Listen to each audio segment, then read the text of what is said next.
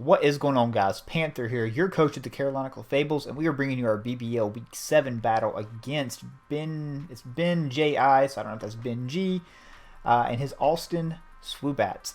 So I've never played Ben here before. I know he participated in PGP for the BBL team and performed well there. He's having a good season so far this season as well.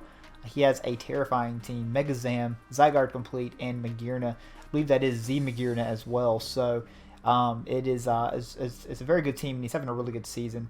Rotom Wash matches up pretty good against my team as well. So going into this match, what I really want to do is just chip down his entire team, get rid of that Rotom Wash, chip that Magearna down, and hopefully do some damage with my Scarf Greninja.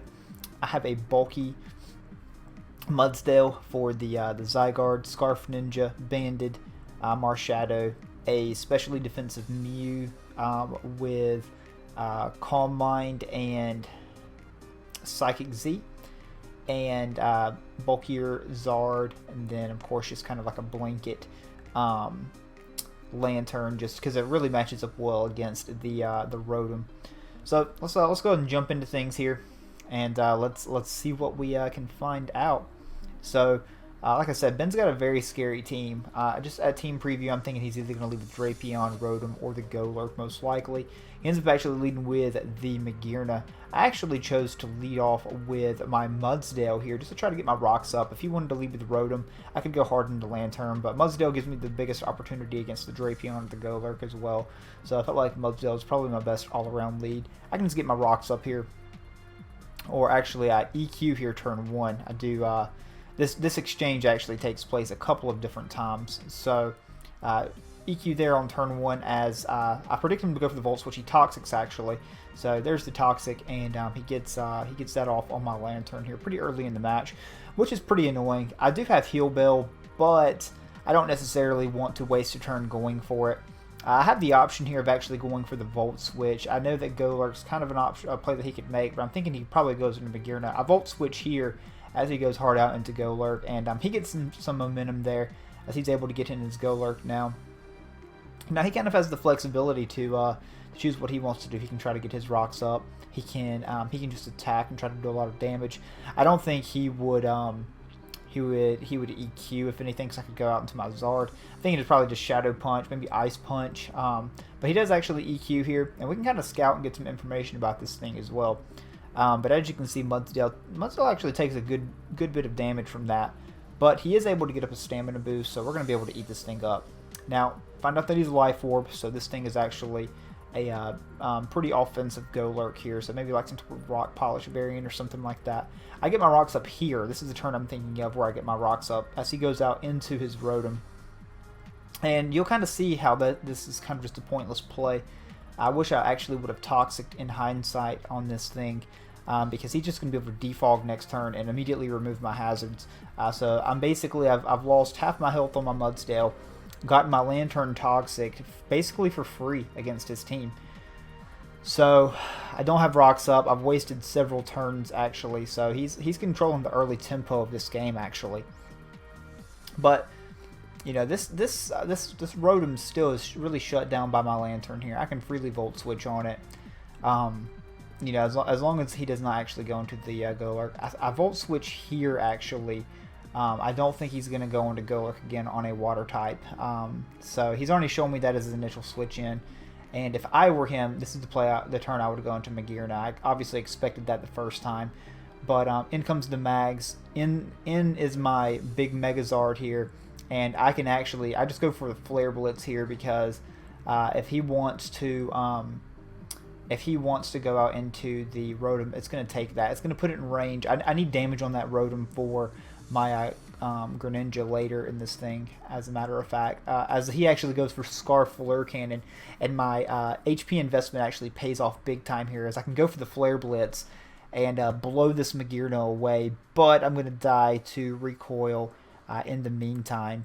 So unfortunately, down goes my Megazard, which actually was pretty good against his team. But we do take out the Magearna, which is obviously a huge threat.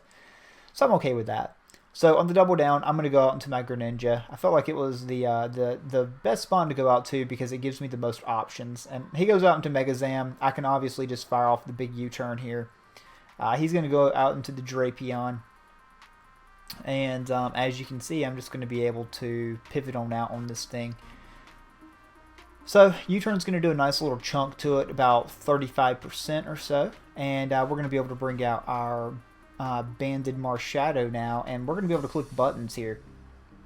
So I'm going to go straight for the close combat. I really don't think that he's going to go out into the Golurk on Marshadow. Even if he does, I can go right back out into Mudsdale if necessary, or even out into my Mew, as a matter of fact. I'm not really fearing this thing too much. So Marshadow is going to pick up a kill on the Drape, and now he's going to go out into the Mega Zam to get some momentum of his own here. So I'm going to make an aggressive switch on what I predict to be Shadow Ball here and go out into my Greninja. And I was thinking about this as soon as I clicked it. I was like, oh my god, this is about to be Protean Mega Alakazam. And if that doesn't scare you, I don't know what does.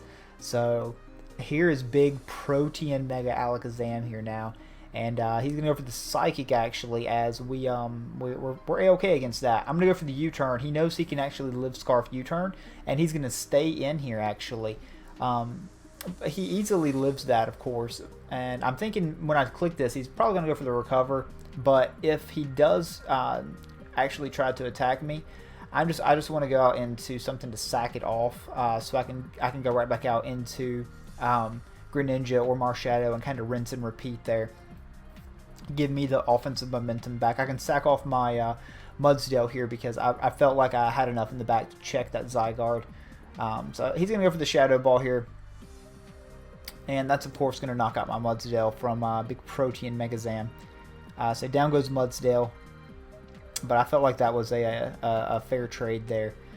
So now I can just go out into Marshadow. And Marsh looks really good against his remaining members. So just going to go ahead and Shadow Sneak, knock out the Mega Zam here. I could have went into Greninja and just U-turned, but I felt like Marshadow put the most immediate pressure on.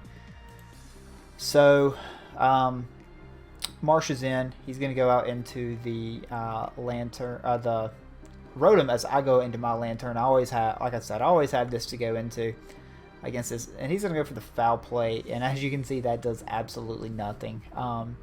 So Leftovers Recovery and Toxic, just, you know, Lantern's been able to come in several different times. I'm going to make a hard read and actually go for the Ice Beam here. I know he can't let this thing get damage. If he wants to give me a chunk of Golurk or a chunk of Zygarde, I'm okay with that. So just going to go for the Beam. And we're going to do a hefty amount of damage to this Golurk. We actually get a crit there, so a bit unfortunate. But keep in mind, I always have Mew I can go into. Shadow Punch is not knocking me out, and I'm always going to outspeed it as well. So this Golurk's kind of looking pretty useless here at this point, regardless, because it loses to every member of the team pretty much. So going to go out into Mew here on the EQ, and we're going to take a good bit of damage from Life Orb EQ, but like I said, it's nothing that I'm too worried about here at this point in the battle. I'm just going to go for Psyshock, pick this thing off, and then he can kind of pick and see what he wants to go out into at this point. Obviously, I could have Ice Beam, so I don't know if he's going to go out into the Zygarde. He actually chooses to go out into the Rotom,